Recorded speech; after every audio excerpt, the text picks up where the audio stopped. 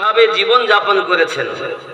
তার মধ্যে একজন সাহাবী হযরত জাফর বিন আবু তালিব রাদিয়াল্লাহু তাআলা আনহুর জিন্দেগি শহীদ আপনাদের কাছে উত্থাপন করব।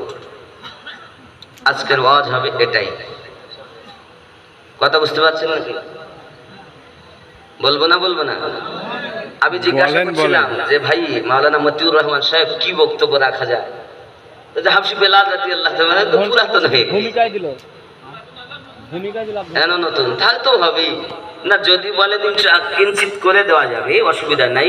তবে বিশেষ করে হযরত জাফর বিন আবু তালিব, নবী পাকের প্রতি উলফাত কেমন হয় দেখুন। আমরা নবীকে মোহাব্বত করি, তাই তো? ইশক করি, ইশক কুরবানি চাই। আমরা কুরবানি দিতে পারি না। খেয়াল করুন, পৃথিবীর সরজমিনে হযরত সালমান ফারসি রাদিয়াল্লাহু তাআলা আনহু ধনীর ঘরে জন্ম নিয়েছেন। বাবা পৃথিবীর জমিনে তার পিতা ছিল অগ্নি পূজক, এলাকার সর্দার মানুষ, সবার কাছে প্রিয়।